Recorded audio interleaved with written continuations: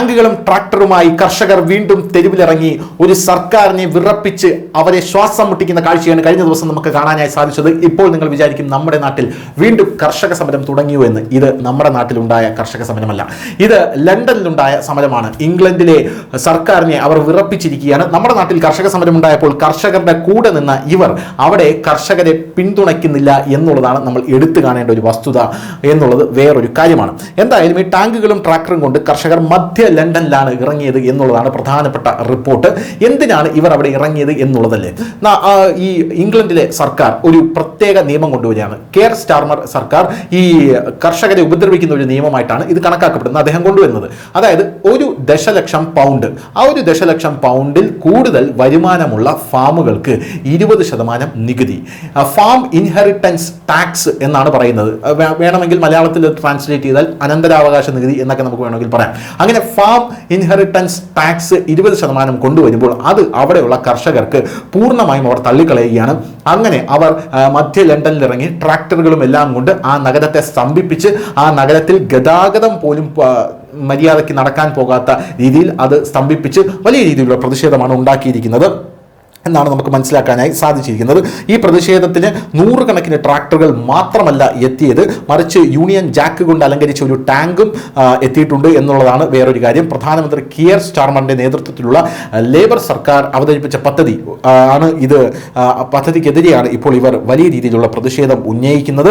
എന്തായാലും ലേബർ ഗവൺമെന്റിന്റെ അനന്തരാവകാശ നികുതിയിൽ വരുത്തുന്ന നിർദ്ദിഷ്ട മാറ്റങ്ങളിൽ പ്രതിഷേധിച്ച് തിങ്കളാഴ്ച ലണ്ടനിൽ 100 കണക്കിന് കർഷകർ മാർച്ച് നടത്തിയ ട്രാക്ടറുകളുമായി പോയി എന്നുള്ളതാണ് നമുക്ക് മനസ്സിലാക്കുന്നത്. BBC-യുടെ റിപ്പോർട്ട് പ്രകാരം നിർദ്ദിഷ്ട നികുതി, ഇപ്പോൾ ഈ കൊണ്ടുവരുന്ന ഈ നികുതി 2026 ഏപ്രിൽ മുതൽ പ്രാബല്യത്തിൽ വരും എന്നാണ് നമുക്ക് മനസ്സിലാകുന്നത്. സേവ് ബ്രിട്ടീഷ് ഫാമിംഗ് പ്രസ്ഥാനം സംഘടിപ്പിച്ച ലണ്ടനിലെ മാർച്ച് കഴിഞ്ഞ വർഷം ചാൻസലർ റേച്ചൽ റീവ്സ് ഈ നയം പ്രഖ്യാപിച്ച ശേഷം നടന്ന 3ാമത്തെ വലിയ പ്രകടനമാണ് എന്നുള്ളതാണ് മനസ്സിലാകുന്നത്. ഇതുവരെ 2 പ്രകടനങ്ങൾ നടന്നു കഴിഞ്ഞു.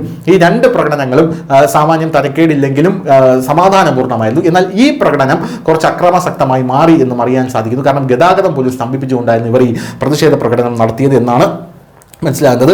നികുതി വർധനവ് വളരെ കുറഞ്ഞ ലാഭമുള്ള കുടുംബ ഫാമുകളെ തുടച്ചു നീക്കുമെന്നാണ് കർഷകർ അവിടെ അവകാശപ്പെടുന്നത്. തലമുറകളായി കൈമാറ്റം ചെയ്യപ്പെടുന്ന ഫാമുകളെ ഈ നയം വിഭജിക്കും എന്നും അവിടെയുള്ള കർഷകർ പറയുന്നു. നികുതി അടയ്ക്കുന്നതിനായി കുടുംബങ്ങൾ ഭൂമി വിൽക്കേണ്ടി വരും എന്നും പറയുന്നു. അതുകൊണ്ട് തന്നെ ഇത് പിൻവലിക്കാതെ മുന്നോട്ട് പോകാൻ സാധിക്കില്ല എന്നാണ് കർഷകർ പറയുന്നത്. ഇനിയും നിങ്ങളിത് പിൻവലിക്കാൻ മടിക്കുകയാണെങ്കിൽ ലണ്ടനിലുള്ളതും ഇംഗ്ലണ്ടിലുള്ളതുമായിട്ടുള്ള മുഴുവൻ കർഷകരും ഈ രാജ്യത്തെ മുഴുവൻ സ്തംഭിപ്പിക്കുമെന്നാണ് അവിടെയുള്ള കർഷകർ പറയുന്നത്. സെൻട്രൽ ലണ്ടനിലെ വൈറ്റ് ഹാളിൽ ട്രാഫൽഗൻ സ്ക്വയർ വരെ നീണ്ടുകിടക്കുന്ന ട്രാക്ടറുകളുമായി പ്രതിഷേധക്കാർ അണിനിരക്കുന്ന കാഴ്ചയാണ് കാണാൻ സാധിച്ചത്. യൂണിയൻ ജാക്ക് പതാകകൾ പറത്തി ബാനറുകൾ ഉയർത്തി നയം പുനഃപരിശോധിക്കണമെന്നാണ് അവർ സർക്കാരിനോട് ആവശ്യപ്പെട്ടിരിക്കുന്നത്. പ്രതിഷേധം സംഘടിപ്പിച്ച പ്രധാനപ്പെട്ട സംഘാടകരിൽ ഒരാളായത് ലിസ് വെസ്റ്റ്ബെൻ എന്ന് പറയുന്ന ഒരു വ്യക്തിയാണ്. സർക്കാരിൻ്റെ നിലപാട് വ്യക്തികൾക്ക് കൃഷി ഉപേക്ഷിക്കുന്നതിന് കാരണമാകും. പോരാത്തതിന് കൃഷിയിൽ നിക്ഷേപിക്കുന്നത് കൂടുതൽ ബുദ്ധിമുട്ടുണ്ടാക്കും എന്നും അദ്ദേഹം പറയുന്നു. പക്ഷേ പ്രതിസന്ധിയിലേക്ക് ഇത് നയിക്കും.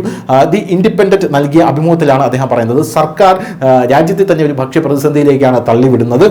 സമ്മർദ്ദം ഉണ്ടായിരുന്നിട്ടും പൊതുസേവനങ്ങൾക്ക് സഹായം നൽകുന്നതിന് നയം ആവശ്യമാണെന്ന് പ്രസ്താവിച്ചുകൊണ്ടാണ് ലേബർ നേതാക്കൾ ഇതിൽ നിന്ന് പിന്മാറാതെ നിൽക്കുന്നത് എന്നുള്ളതാണ് വേറൊരു പ്രധാനപ്പെട്ട കാര്യം. എന്തുതന്നെയായിരുന്നാലും 1,48,000-ലധികം ആൾക്കാർ ഒപ്പിട്ട ഈ പെറ്റീഷൻ പാർലമെന്ററി ചർച്ച നടക്കുന്നതിനിടെയാണ് ഈ റാലി ഇപ്പോൾ ലണ്ടനിൽ നടന്നിരിക്കുന്നത് എന്നുള്ളത് വേറൊരു പ്രധാനപ്പെട്ട കാര്യമാണ്. News desk, news India Malayalam.